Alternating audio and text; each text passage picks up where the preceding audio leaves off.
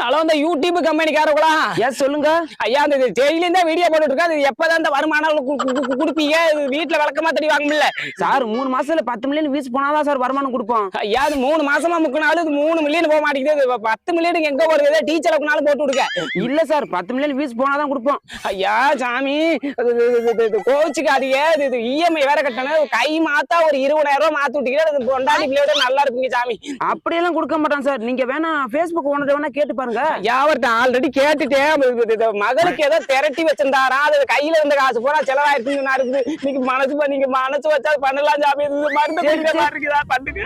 சரி சரி, ரொம்ப கஞ்சாதீங்க. உங்களை பார்த்தாலும் பாவமா தான் இருக்குது. இந்த நம்பருக்கு போன் பே பண்ணி விட்டு பாருப்பா. ஐயா, நான் நல்லா இருப்பீங்க சாமி. ஆனா 3 மாசம் திருப்பி கொடுத்துடணும். ஐயா, 3 மாசத்துல தந்துடுறேன் சாமி. 3 மாசங்கிறது கொஞ்சம் லேட்டாகி ஒரு 3 வருஷம் நான் அது பெருசா எடுத்துக்காதீங்க. எது என்னது ஐயா, ஒண்ணு